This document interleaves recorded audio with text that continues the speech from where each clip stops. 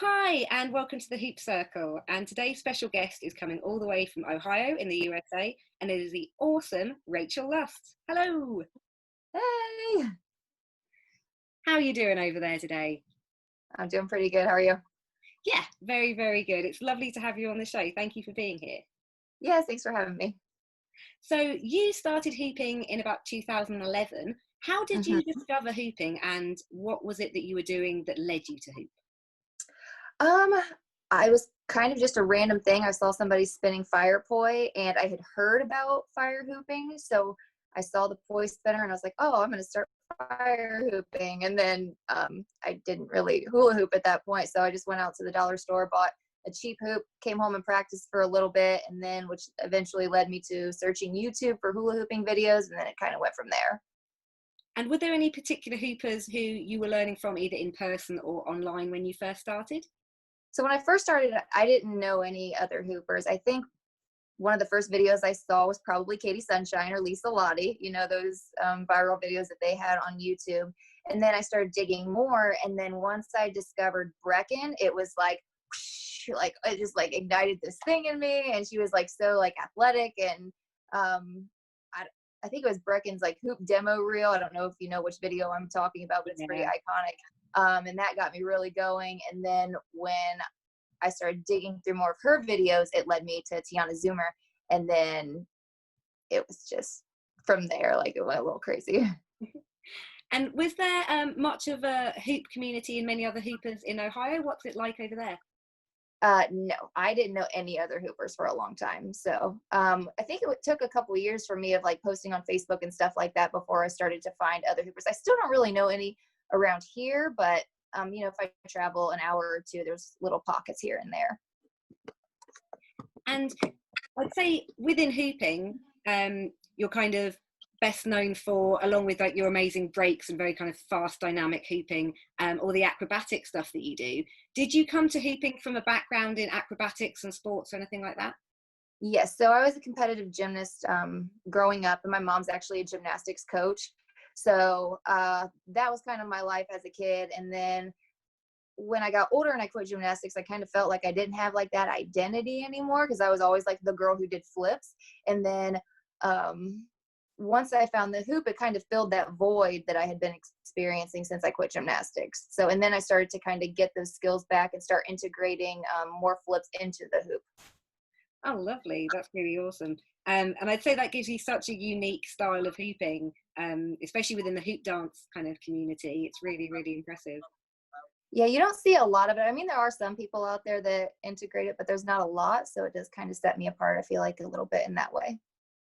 And what are some of your favorite kind of tricks and moves and things that you've done where you've been combining hooping and acrobatics? Well, it started out, handstands and cartwheels, but then I wanted to get more like no-handed flips. So it took me a couple years. The problem was I was not as strong as I was when I was a kid. So then I was like, man, if I want to do these flips, without any hands or whatever, like a backflip or an aerial, I'm like, I need to like get some muscle to me. So I started like doing squats, and I had never like exercise. I'd always been active, but I'd never done like working out. So then I started, working out on a regular basis. Like I just started, was like, I'm just going to do like 50 squats a day. And I started doing that. And then I built onto that. And it was all for the sole purpose of like trying to get my jumps better and higher so I could do these flips. And it was a long road, but eventually you get there. And then it's a really good feeling when you finally achieve those goals after like years of trying. So Was it very hard integrating hoop tricks into those kind of acrobatic skills? yeah, and I'm still struggling. Like I still am constantly trying to get better at jumping. Like I started doing I took a couple sessions with a personal trainer to try to get my explosiveness more so I can do flips a little bit easier. So yeah, it's definitely hard, especially when you're older. I mean, I'm about to be 33, I have a kid. And so being able to do flips like that is not easy for someone my age. But I feel like if you want to do it and you're willing to like put in the work every single day, you'll eventually get there. Did you ever have any kind of bad accidents or injuries from doing the Luckily, activity? No, I've never like broken anything or dislocated anything or anything that's bad. I mean, I feel like I've always got some kind of injury somewhere that I'm dealing with, whether it be a pulled muscle here or there, but you just work around that. You know, if your knee's hurting, you work your upper body, or if your like shoulders or your wrists are hurting from too much spinning with the hoop, then you do stuff with your legs, but you don't stop doing stuff. You just find ways to work around that. Nice. And within hooping, would you say that you've tended to focus more on performing or teaching, or kind of a bit of both? I hate performing like with a passion. I never wanted to do that. But sometimes, you know, the gigs were really, really good. So I didn't want to turn them down. And especially when I was kind of struggling and that was my career, I felt like I needed to take gigs in order, you know, pay the bills. So I would take those performance gigs, but I hated them. I had too much anxiety. I hated being on stage. But teaching, I felt like I was much better at. I liked connecting with the hoopers. I liked traveling. I feel like I was able to break skills down into their smallest components and, you know, teach those to people, find out what they're doing wrong and be able to fix that. And I mean, I did teach gymnastics when I was younger too, to like the younger students. So I think, you know, that helped me a little bit. But if I had to choose between teaching and performing, I would choose teaching a million times over. Fair. And what have been some of your kind of favorite performance gigs and most unusual, unlikely ones that you've had?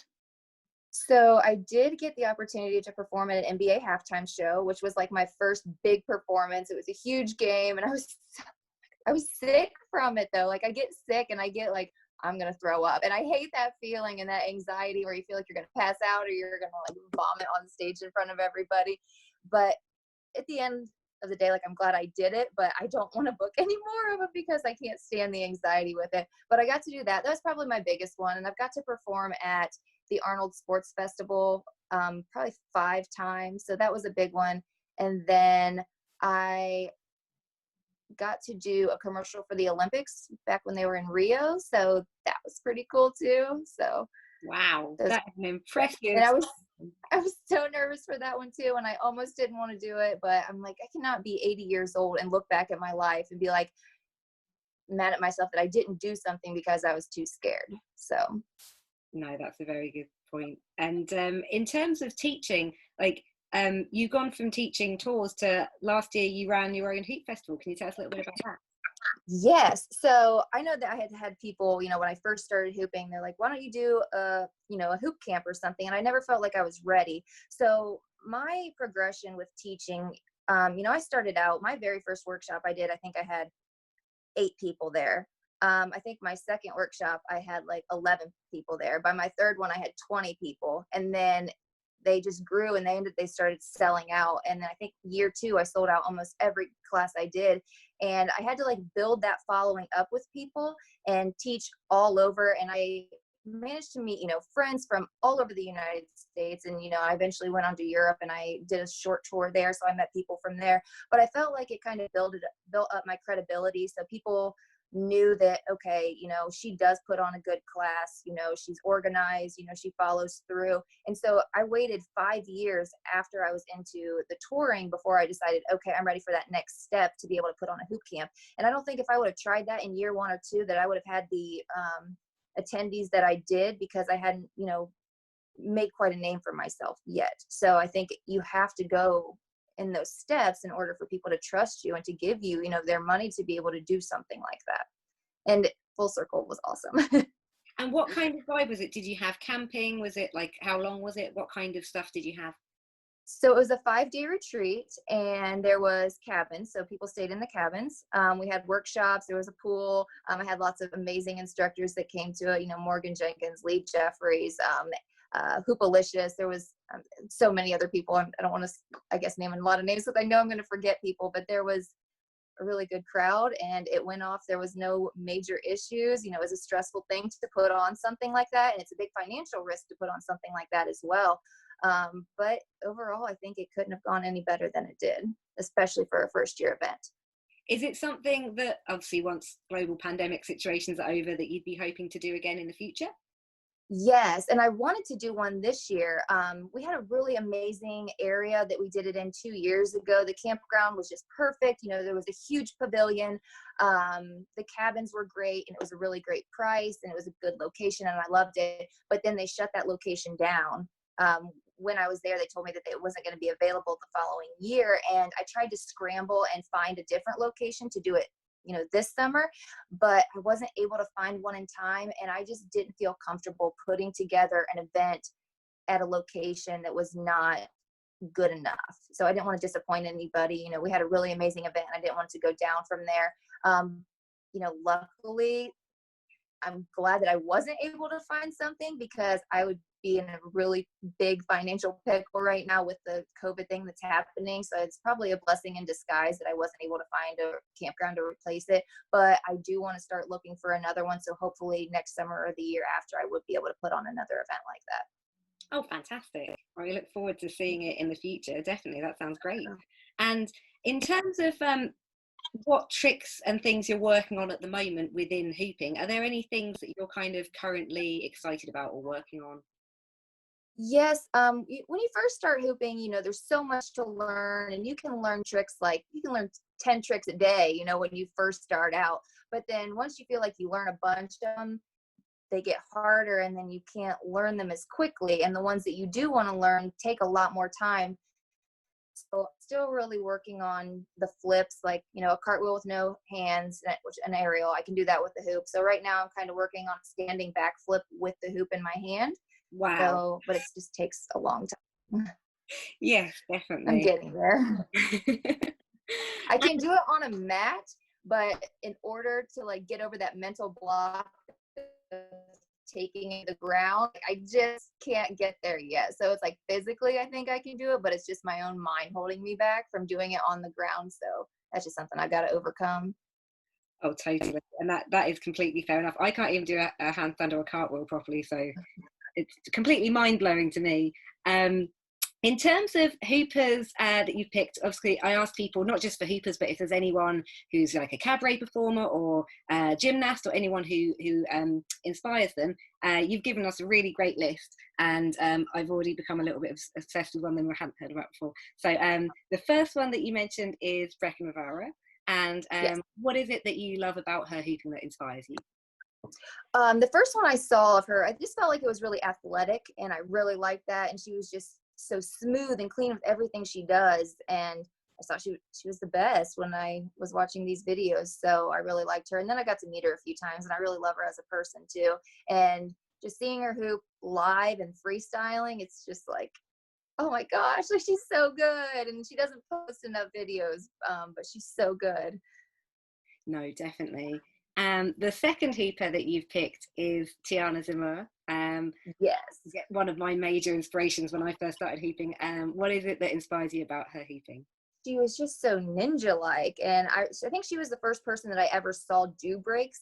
I know Baxter is the one that invented those, and props to him. He is amazing, but I hadn't seen him do them. I think it was pretty sure, it might have been Caterina, but I'm pretty sure it was Tiana that I saw ever do them for the first time.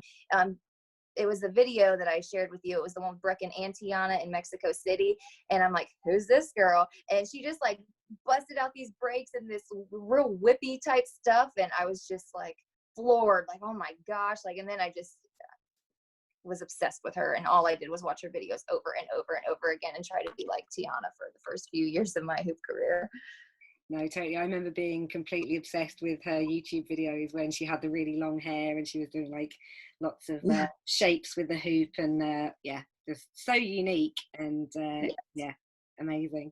And the final hooper that you picked is Caterina Suttin, and that's the favourite. What is it that inspires you about her hooping? She's so unique. Like, she will just do stuff that's like, whoa, I've never seen anything like that before. And she put out that video, Perfect Timing, I think is what it was called, a few years ago. And it's just so put together. I mean, everything about it flowed, like the music, the colors, the video itself was put together well, and the fact that she was doing all of these amazing tricks. So that video really got me going, and she's a great person too. I've met her a couple times and I really like her. Yeah, definitely. Inspiring on all levels. And then the next ones that you've given me are really exciting for me, because obviously I don't know who any of these people were before you listed them. So you were saying about how you're also really inspired by kind of free running and gymnastics and parkour. And the two who you mentioned, the first one is Katie McDonnell. What is it you love about her?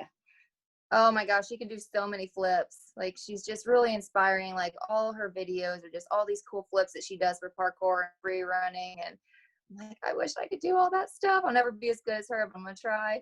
And then Jessie Graff, she was also on American Ninja Warrior, and I just think I've always liked, upper body type exercises like pull-ups and stuff like that. And with the stuff that she does, like on the bars, is pretty cool and impressive. So I've followed her a lot and watched her videos. So there's just something different that I can try to like pull fitness stuff from. And we'll have links underneath so you can check out these people's social media and things and see the stuff that they're doing, because it is incredible.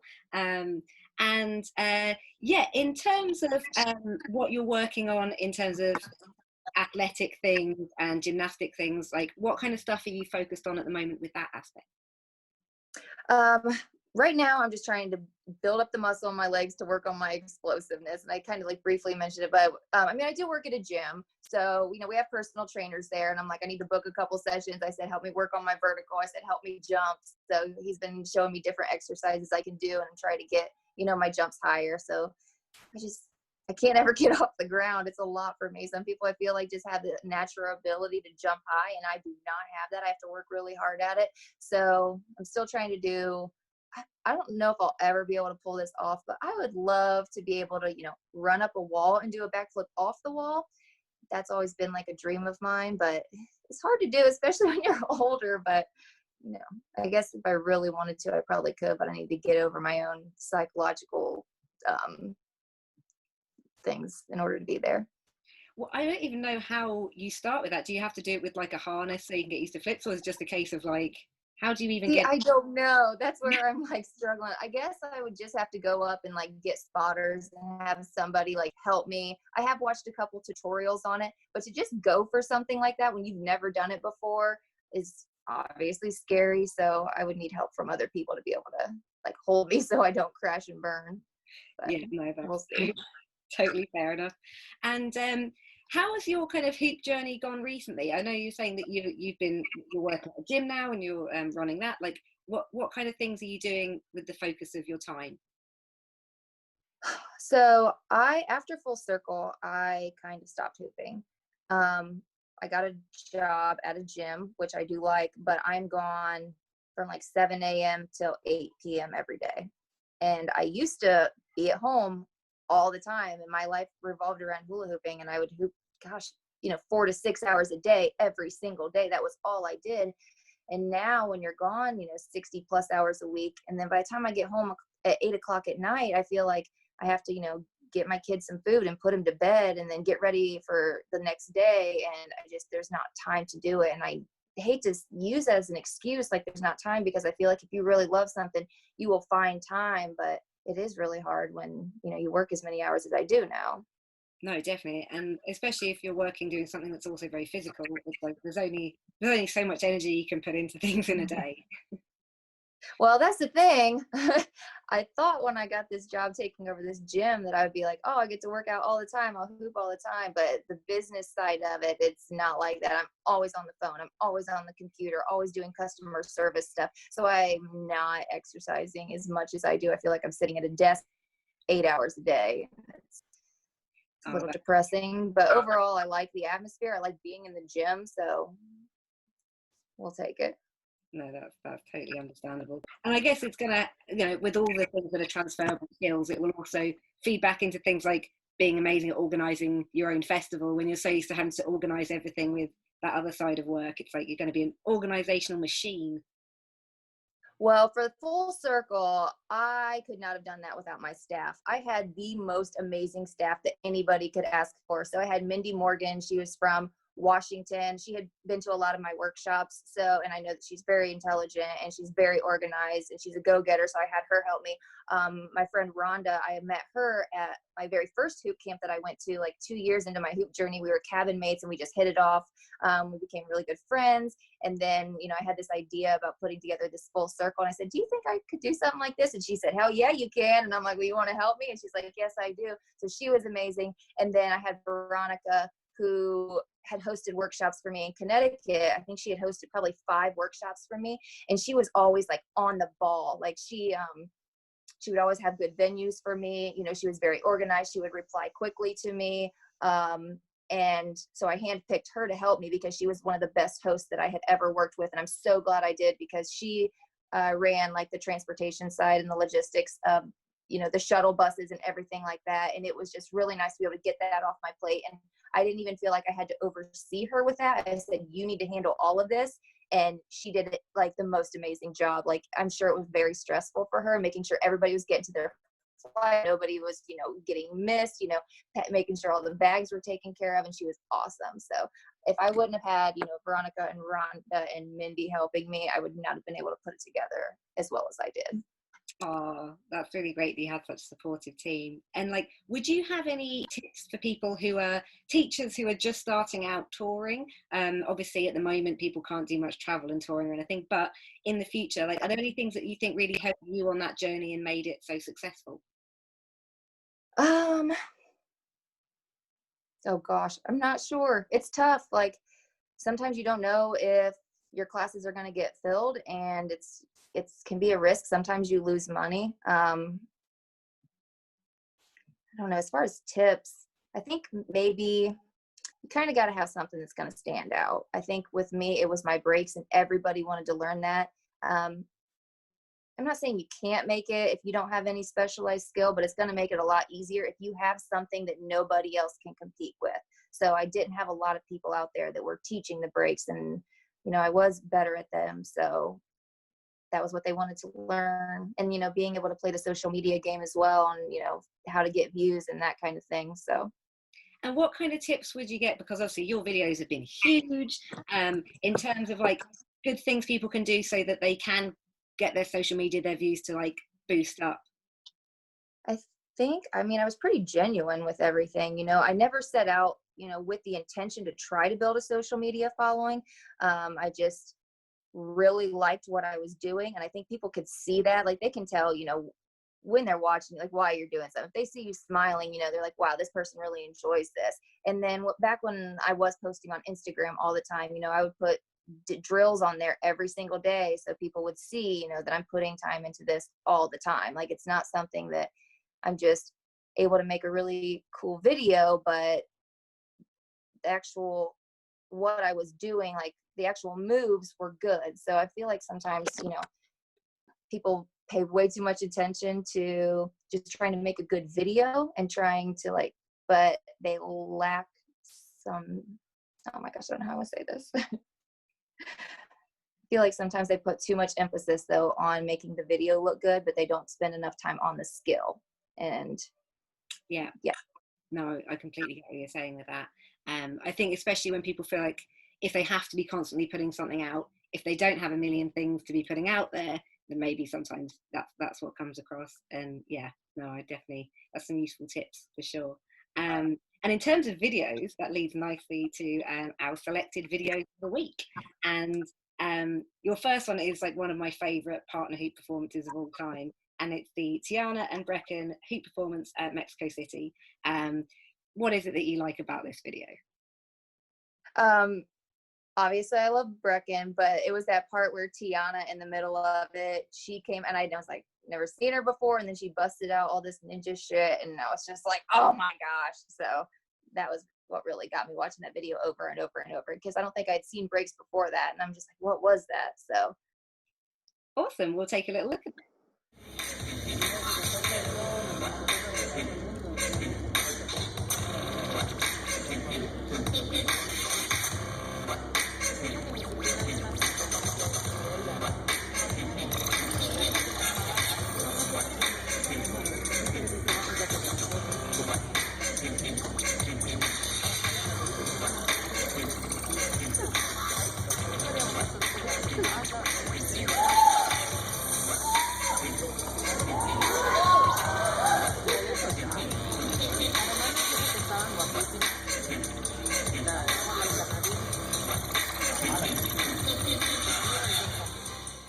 Yeah, that's a lovely video. And if people want to watch the full videos as well, the links are underneath, so people can check them out. And the next one is, it actually made me tear up a little bit watching this. So it's called My Decade, Katie McDonnell Katie McDonnell, 10 years of training. And yeah, what is it that you like about this video? I mean, there's just so much in there. I mean, if you could see all the stuff that she's doing, you know, it's a progression, and, you know, this stuff doesn't come about, you know, overnight. You have to put a lot of work into it. But there's just so many cool flips, and who isn't impressed by somebody doing backflips off walls and things like that? So it's really inspiring. It's really cool. Okay, let's check it out.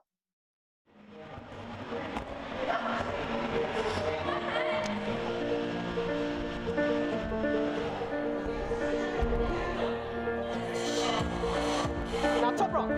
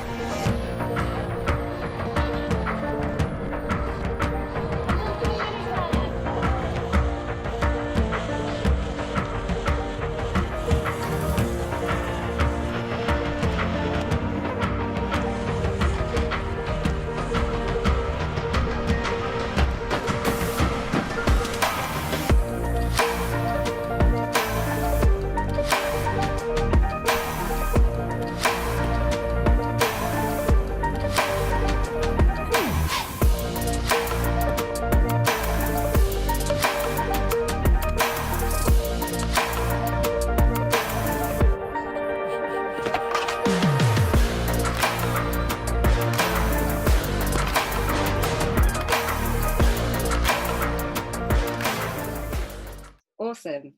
Yeah, I think something that's really nice about that video as well is the fact that you do get to see that progression of like, this is when a trick wasn't working, this is showing like this is how much work has gone into it, and it doesn't work every time, but if you really stick to it, then over time you can accomplish that. Really beautiful montage kind of feature with it that, yeah, made me kind of like quite emotional watching it.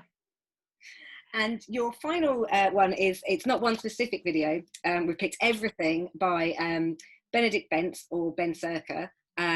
What is it that you love about him? You know, I was trying to find the specific video when I discovered him, and I was looking and I couldn't find it. I dug through his Facebook and I looked on YouTube, and I don't know what happened to it.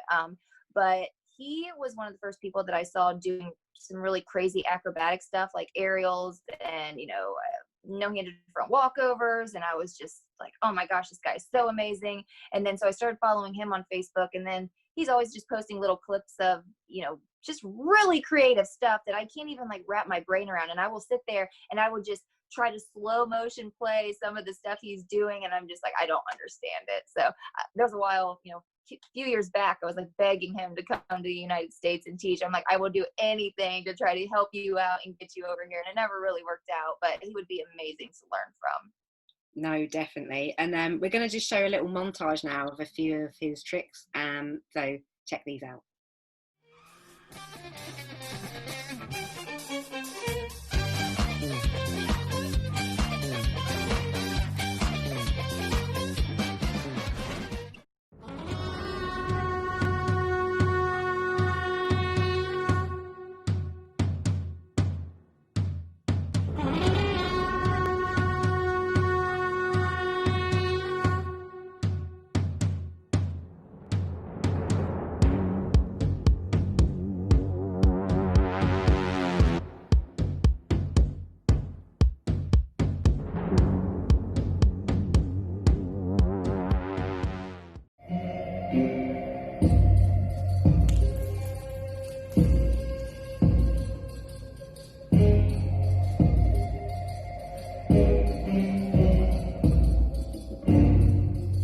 Awesome. And have you ever tried doing any of the kind of rhythmic gymnastic style hoop tricks?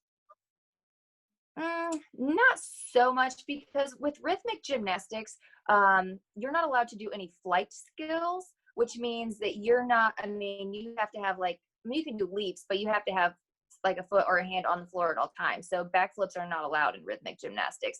Aerials are not allowed in rhythmic gymnastics. So it always kind of like was a pet peeve of mine when people would be like, you're basically doing rhythmic gymnastics. And I'm like, no, I'm not. There's something completely different. So, I mean, the handstands are cool. You know, the cartwheels are cool. The walkovers are really cool. they have a lot of really unique stuff that, like the hooping community, you don't see a lot of that, but I want to take it a step further and, you know, do the actual flips. No, that's totally fair. And in terms of things you like to hoop to, I hadn't actually heard this guy before, and I could just see how I want to hoop to it listening to it. And so you picked two tracks by Lloyd. What is it that you like about his music, and how would you describe it? I don't even know how I would describe it. I did never even heard of him up until, you know, like I said, I put on Pandora, and I'll just like hit one station that I like, and then it just, you know, you end up discovering more artists. But I usually like upbeat music, anything that's fast. You know, I like that you can like slow down a little bit to do some of your slower movements and then catch back up and go quick, you know, for your breaks or whatever you're doing. But I don't have like a specific genre that I'm hooping to. It's always different. It could be dubstep. It could be, you know, alternative. It could be rock. It could be pop. It's just whatever my mood is at the time. You know, Beyonce too. I really like hooping to Beyonce. So it varies too much to be able to pinpoint one specific type of music.